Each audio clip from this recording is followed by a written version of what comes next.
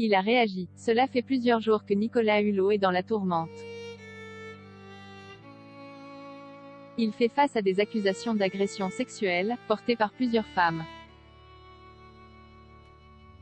Tous les faits rapportés se seraient déroulés entre 1989 et 2001.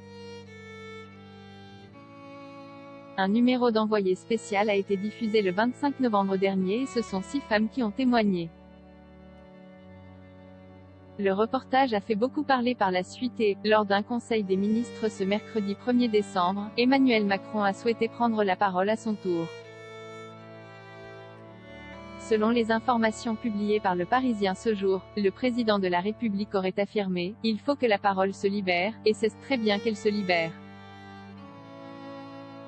Par la suite, il aurait également ajouté que la justice ne se fait pas dans les médias.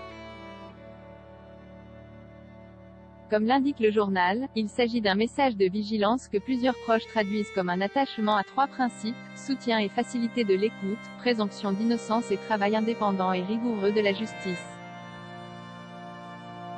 Bien décidé à se faire entendre, Emmanuel Macron a ensuite précisé que la position du gouvernement sur ce sujet est constante. Nous n'acceptons jamais une société de l'opacité ou de complaisance. Et nous ne voulons pas non plus d'une société de l'inquisition, a-t-il conclu face au ministre. Il veut aller plus loin. Lors de son discours, Emmanuel Macron a rappelé que l'enjeu est de faciliter et accompagner la libération de la parole, le recueil des plaintes, l'efficacité de la justice, a-t-il d'abord expliqué.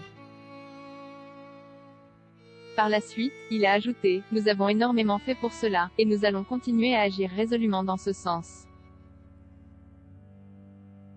Toutefois, le président de la République n'est pas le seul à s'être exprimé sur le sujet. En effet, comme le rapporte Le Parisien, l'exécutif s'est lui reproché d'apparaître embarrassé sur ce dossier. La raison, lorsque les premières accusations sont tombées en 2018, Nicolas Hulot avait pu compter sur le soutien de Marlène Schiappa. De son côté, Gabriel Attal a assuré « Il y a des témoignages supplémentaires qui s'ajoutent et qui n'étaient pas connus à l'époque ». Pour un autre ministre, dont l'identité n'a pas été dévoilée, Nicolas Hulot a été un boulet quand il était ministre. Il l'est encore aujourd'hui. Ça a été la pire erreur de casting de ce quinquennat, a-t-il assuré. Ainsi, une enquête a été ouverte et ce sont 6 femmes, dont une mineure au moment des faits, qui mettent en cause Nicolas Hulot pour des faits aujourd'hui prescrits. Nicolas Hulot a-t-il réagi à ces accusations? La veille de la diffusion du reportage d'Envoyé spécial, Nicolas Hulot avait démenti les faits sur l'antenne de BFM TV.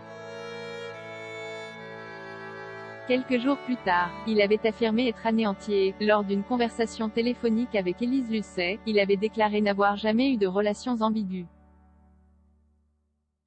Je veux dire, j'ai eu des histoires sans lendemain comme tout le monde, mais... Point. Toutefois, Nicolas Hulot avait précisé « Je n'ai même pas envie de me défendre, ça ne m'intéresse plus.